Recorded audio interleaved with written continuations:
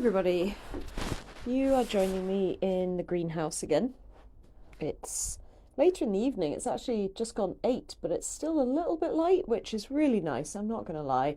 Like, I know this time of year everybody's talking about how nice it is for there to be more sun, longer days, warmer weather, but I mean, it's true, isn't it? I think everybody experiences it. It's just so nice to be out in the evening and it still be light. It makes the days feel like there's just more to them as well. I find particularly working shifts and especially night shifts that I can, in the winter months, go what feels like days without seeing the sun unless I'm very proactive about going out in the middle of the day because I go to work in the dark, I come home in the dark, and then I'm sleeping during the portion of the day where there's sunlight. So it might be that I go to bed at, 9:30, 10 in the morning, and I wake up at like 4 and the sun's already setting. And I've sort of missed that portion of the day where the sun breaks through the cloud for those rare moments. And then on top of that, and obviously this is the world's smallest violin because it is my choice to live in Scotland, but I think just generally living in the British Isles, but especially the north of the British Isles, like just the weather's so much more unreliable and often greyer and cloudier and there's less sunlight just generally anyway. So especially during the winter, it can genuinely feel like you can go days without seeing the sun. I honestly don't know how people living in, is it the north? Yeah, like, the far north, like north of Scandinavia and Alaska and places like that where you can go sort of 12, 24 hours without sunlight at portions of the year. I feel like that must be a real adjustment. They must sell a lot of sad lamps is all I'm saying. But yeah, it's really nice to be out in the garden at like gone 8 o'clock and the light's only just starting to go, which is nice. So I just finished off, I think last time I was chatting about the garden, I was in the process of building some raised beds around the outside of the greenhouse to protect the greenhouse from the dogs, and also to give me some more sort of fruit and veg growing space in the kind of dog-friendly part of the garden. And I finished the external one, so the last one to go now is the one actually inside the greenhouse where I'll in time be growing your sort of warmer, needing, it's badly worded, isn't it? Higher temperature plants like tomatoes, chilies, coriander, parsley. I've actually sown some parsley from seed in the external raised bed, and then I've got a parsley that I bought from a supermarket and split into like 2 or 3 plants in the greenhouse. And it'll just be interesting as a little experiment to see which does better, basically. I remember many years ago when we lived in Edinburgh in our old flat, so not the one we sold but the one we were renting. I remember we went through a phase of getting a veg box, and there were like what felt like weeks or even months where we would get a massive handful of parsley every week, to the point where I was like, I just don't know what more I can do with parsley. So clearly it does grow in Scotland, because that one was, I think it was called East Coast Organics was the veg box company, and yeah, we used to get like giant handfuls of parsley, like way more than 2 people could eat in a week. So I suspect they were maybe just bulking up their veg boxes at that point, but that's the risk of a veg box, right? Is that sort of variety week on week that may be something that you really want to eat, or maybe just giant handfuls of parsley. But that's the fun, right? The experimentation. So far, the big raised bed is doing fairly well. I've sown some seedlings into it, which do seem to be germinating. I mulched it with a layer of straw it's technically hay actually, that I bought from a crofter just outside of Inverness, and I'm hoping that's sort of keeping the frosts off the soil, because the seeds are germinating, and every time there's been a frost I've lifted some of the hay and touched the soil and it doesn't seem to have penetrated down to the soil, so I think it's working. The only downside is it obviously means the little seedlings have that little bit further to grow before they kind of burst out into the sunlight. So they obviously come through the soil layer, which is going to be the densest layer, but then they've got maybe like an inch of moist hay to get through, and it won't be blocking the sunlight in quite the same way that the soil will, but it's obviously like that little bit further that they've got to go before they can get the sun. So I don't know if that'll mean I'm going to end up with a bunch of really leggy plants, question mark, not sure. I also put my little rhubarb crowns in the raised bed. I'm not sure they'll stay there in the longer run, because obviously rhubarb is a perennial that will grow and hopefully keep fruiting for like a decade. But I think I have planted them too close together, to be honest. I basically just needed to whack them in the ground somewhere, because I don't really have anywhere else obvious to put them at this point, because the rest of the garden is still kind of in a state of flux of either waiting for fencing to go up, so I don't want to plant beneath the fencing and then it will get trampled when the fences go up, or waiting for groundwork down the side of the property, where again it's just going to get dug up in time. So I've just put them in the raised bed for now. I kind of figured it takes like 2 to 3 years for baby rhubarbs to be fruiting anyway, so I can kind of assess in that time whether or not I feel they're sort of encroaching on each other, and then I can always move them, and obviously it'll delay them fruiting for another maybe 2 or 3 years, which would be a bummer.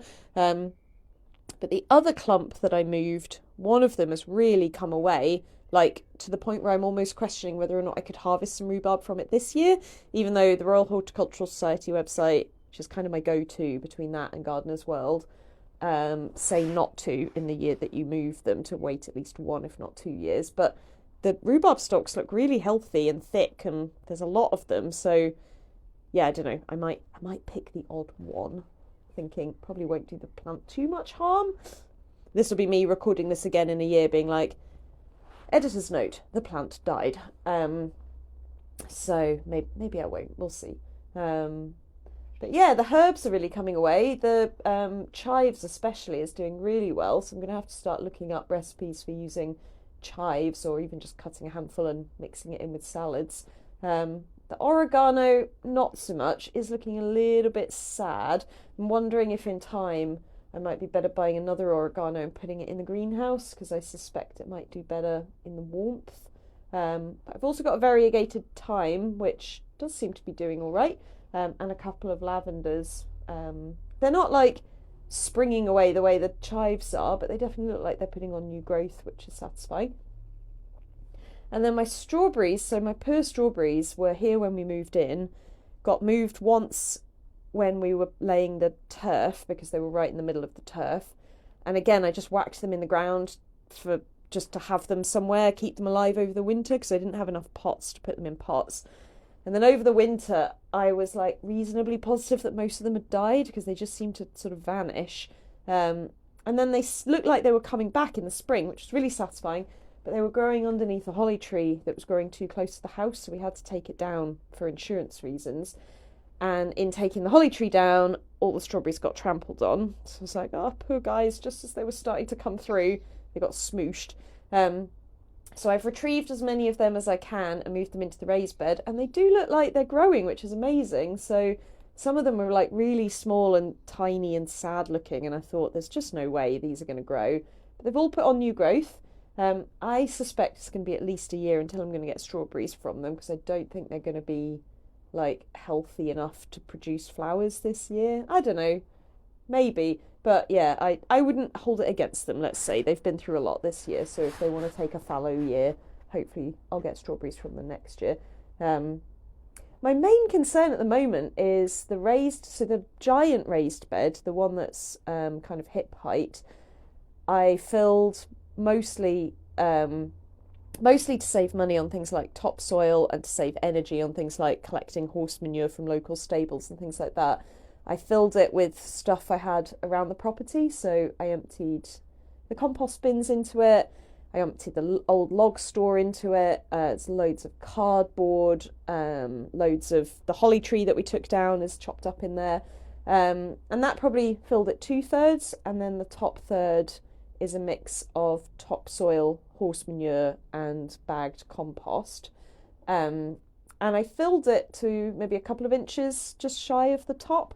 And I knew it would settle over time, but I sort of thought it would take longer to settle, like maybe over the next 6 months it might settle.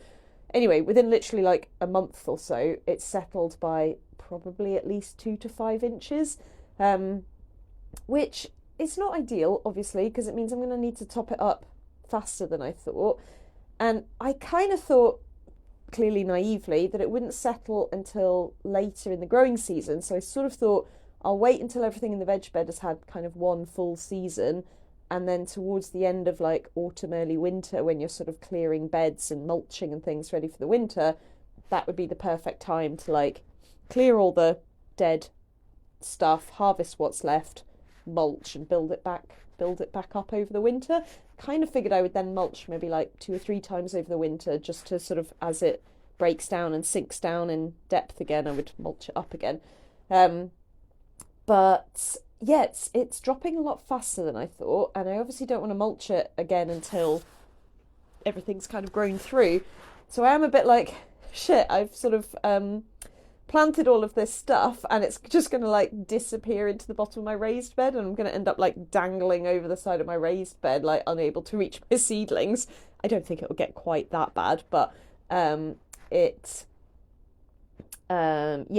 definitely sinking faster than I was expecting, so not quite sure what to do about that, to be honest. I guess I'll just watch it play out over the season and then take a view at the end of the season. I might just have to sort of do a mini mulch maybe midway through, just to kind of build up the kind of lowest areas. But yeah, I was not quite expecting that to happen quite as quickly.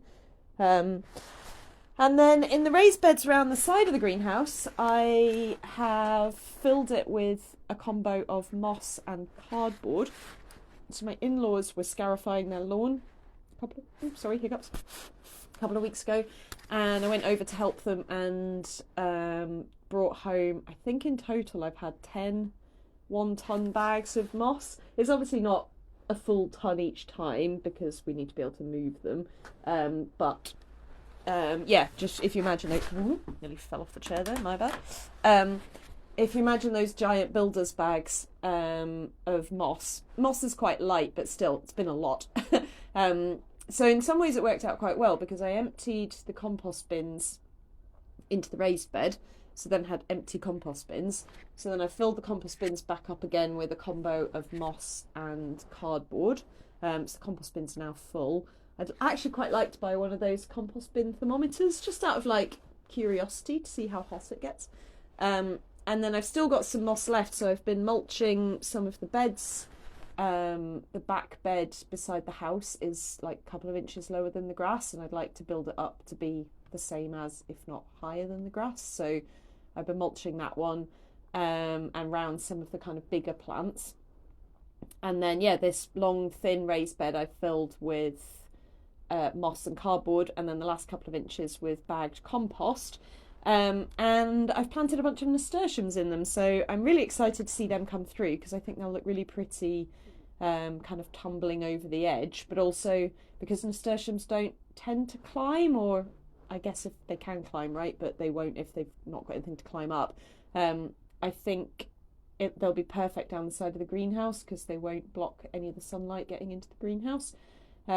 And then in between them, I've planted, I know it's the wrong time of year to plant onions, but I had this bag of onion sets that I bought last year when I was sharing an allotment with my friend Moira.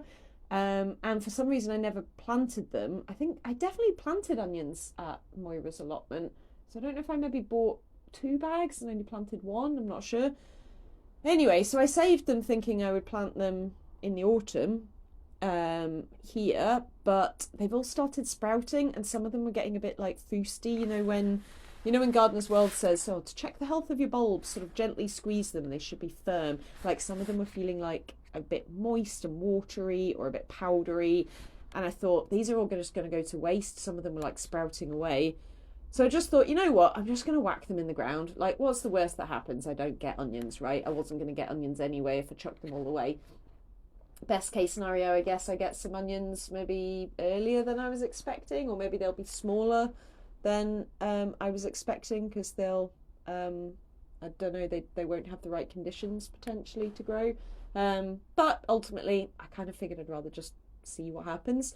So I've planted them in and around the nasturtium, so I sort of figured I've got 2 rows of onions, and then down the middle a row of nasturtiums. So I sort of figured, worst case scenario, the onions aren't doers. The nasturtiums will hopefully sort of like distract from the fact that I've got a bunch of failed dying onions mixed in about there, you know.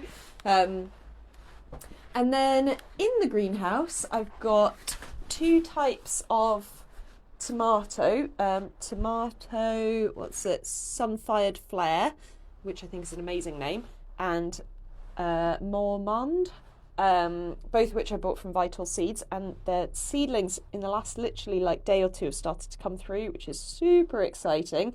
And then I've got 2 types of basil. I've got a red basil and a Genovese basil. Genovese basil. So once I've built the raised bed in the greenhouse, those basils and tomatoes and whatnot will go in the raised bed. And then I've got the chilies, which I think I spoke about last time. They were a mixed selection, so I think it's 2 types of chilies mixed in together. I'm not sure any of them have germinated yet, but I think I've read that chilies can take a little while. But I mean, they were planted on the 18th of March, so that has been like, what is that, like 2.5 weeks or something now. So we'll see.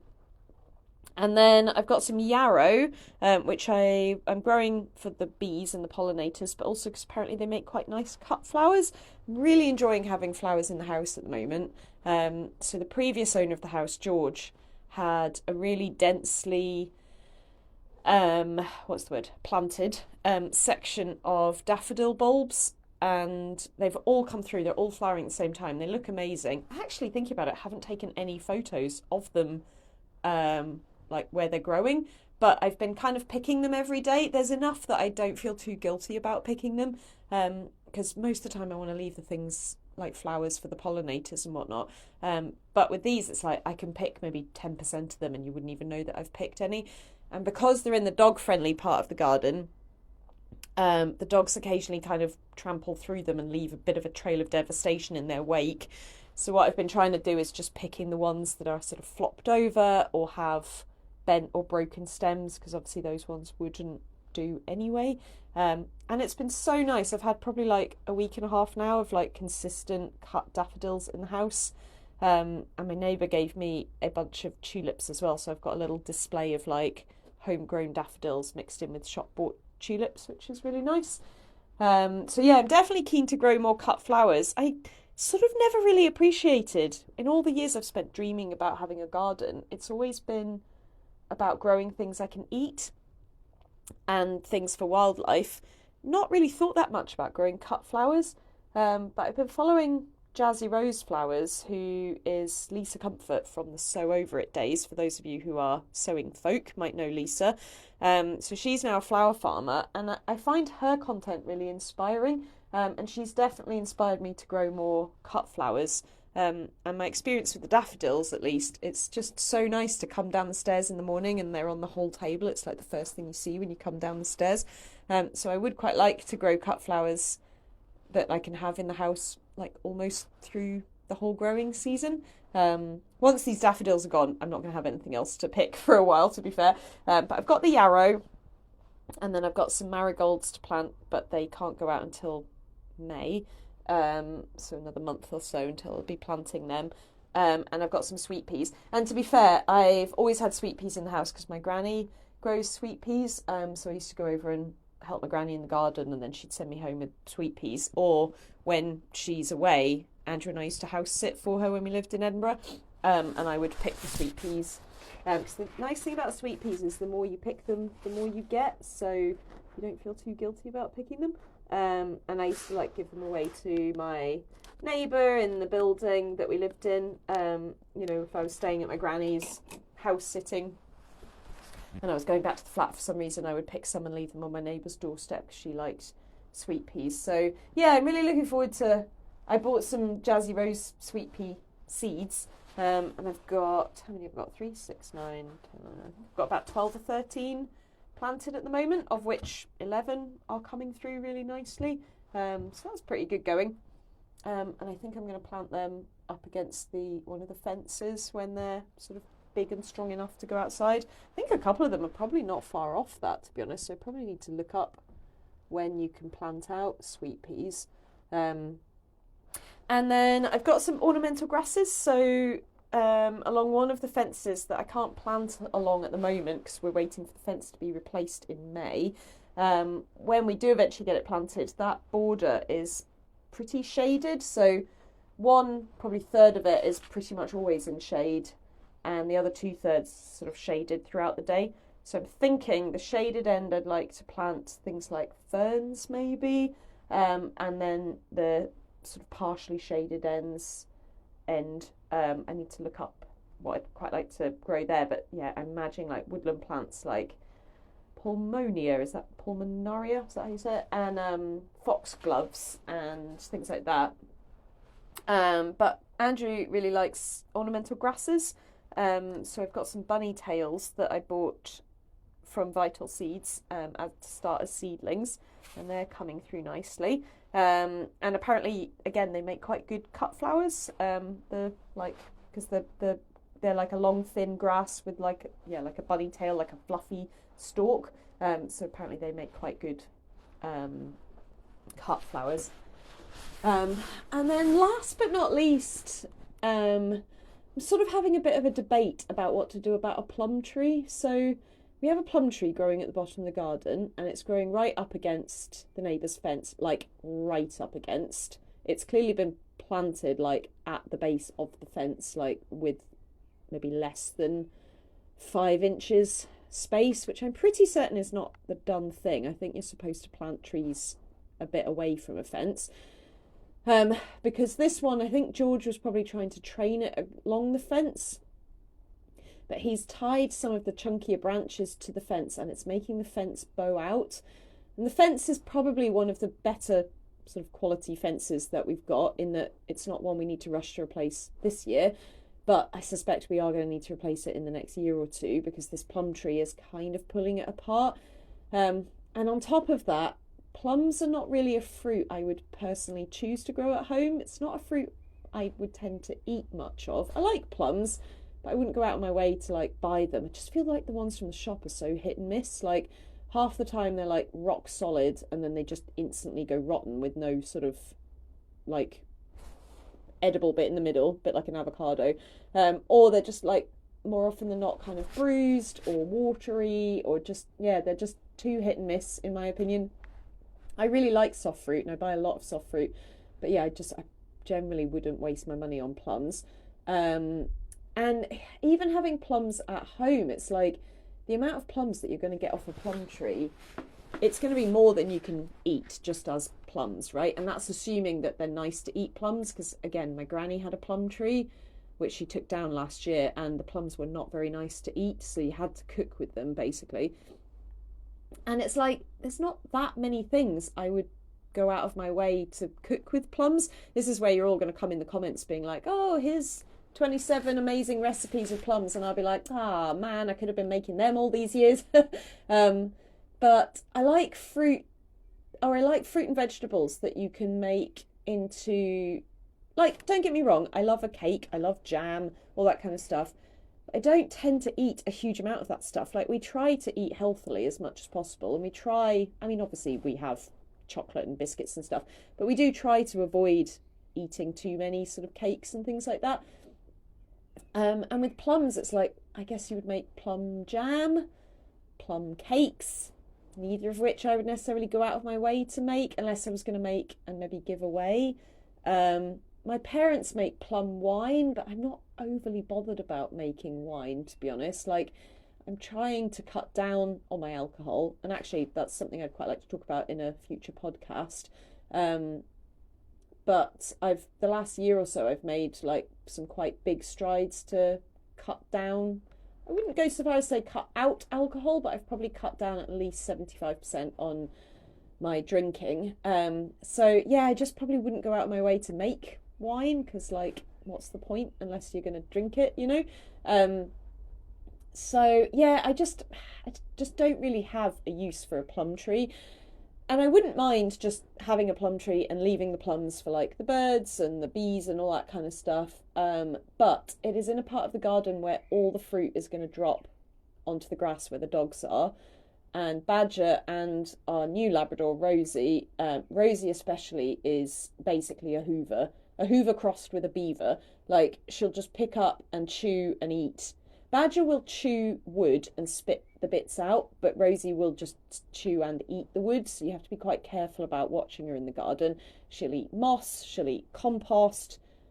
If you follow me on notes, you'll see she ate one of my shoes. She's just, yeah, I mean, she's only 18 months old, so she's basically a teenager, and she's a Labrador, and yeah, they're basically just walking dustbins. So, no shade on Rosie for all that we're trying to sort of train her out of this annoying habit, but I can totally foresee that as soon as this plum tree starts dropping fruit, she's going to be out there every day hoovering up plums, and obviously plums have a stone, so best case scenario, she hoovers up so many plums she gives herself vomiting and diarrhea. Worst case scenario, she hoovers up so many plums she ends up needing surgery to extract like 15 stones from her stomach, which in my real life as a vet, I've seen that kind of thing happen where dogs will eat like 17 golf balls and then need surgery. I personally did not do that one, but that's not unheard of. So I just don't really want to have to be like hyper vigilant from like whenever August, September onwards when the plums start dropping. It's the kind of thing where I can imagine myself having to be out 3 times a day picking up fallen plums. So all of this is to say, I feel a bit guilty announcing it out loud, but I think we're going to take the plum tree down, which is a shame because it's where all my bird feeders hang, and the birds hop through the trees branches and eat off the bird feeders. There are other trees and bushes along that sort of fence on the other side of the fence, on the neighbour's side, so it's not like we're removing the bird's only source of cover there. But yeah, it is a shame. I feel guilty removing any tree. Like the holly tree that was growing too close to the house, I felt guilty about because this flock of starlings used to come every afternoon and perch in it for a couple of hours, and now obviously they can't come because there isn't a tree, and it just feels like a very, very tiny representative of the wider patterns of habitat destruction and subsequent extinction that we're seeing across the globe. Albeit I know that's slightly grandiose, it's just one holly tree, the birds have plenty of other trees in this area, but yeah, and I just feel guilty about taking this plum tree down for the same reasons, but I also know in my heart, like, we're going to be in this house for probably at least the next 10 to 15 years. This dog is probably not the last idiot that hoovers up crap off the floor that we're going to own, so it's kind of future-proofing, both for Rosie, who's only 18 months old, so touch wood, we're going to have at least another decade with her. So I don't want to spend the next 10 years of my life, 10 plus years of my life, like running out in the morning to beat the Labrador to the plum tree, But also, yeah, it's future-proofing for future idiot babies that come to live with us. So, yeah, so I've been sort of brainstorming other things I could grow against the fence that could in some way replace it as a habitat. So I'm thinking like things like clematis. I actually looked this up recently and now I can't remember any of the things I wrote down, but I was looking at a Gardener's World article and they were talking about climbing shrubs that flower in the spring and summer but also have really pretty foliage in the autumn, and I thought, well, that would be really nice, because for all that I'm sad to take this plum tree down, I'm going to wait till it blossoms, let the blossoms go, and then take it down before it fruits, so at least we get the benefit of the blossoms. It's not the most attractive tree. I don't think it's been particularly well pruned or cared for. Sorry, George. So yeah, I do kind of feel like taking it down and replacing it with 3 or 4 climbing shrubs that will be more attractive and over time potentially give more habitat for wildlife, because this plum tree, for all that it's old, it's quite sparse actually. I think even when it's got blossoms and leaves on it, I don't think it's going to offer much protection for wildlife. So actually in the longer run, what I'm considering putting in might be better for wildlife. Here's me just trying to justify taking down a tree because I feel guilty about it.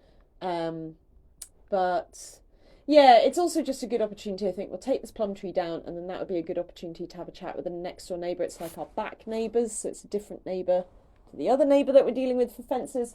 So it'd be a good opportunity to have a chat with them about replacing the fence. We've kind of decided that we're happy to just pay for it ourselves, because I don't think this fence is sort of precarious enough that it's a real issue the way that it is on our other neighbour's side. But I feel like if we turn around and say we're happy to pay for it, the neighbours are probably not going to question that. The only thing would be, obviously, they're going to need access potentially, and the damage that it might do to any plants that they've got on their side. So I guess those would be reasons why they might say no. But we can ask the question and then kind of go from there.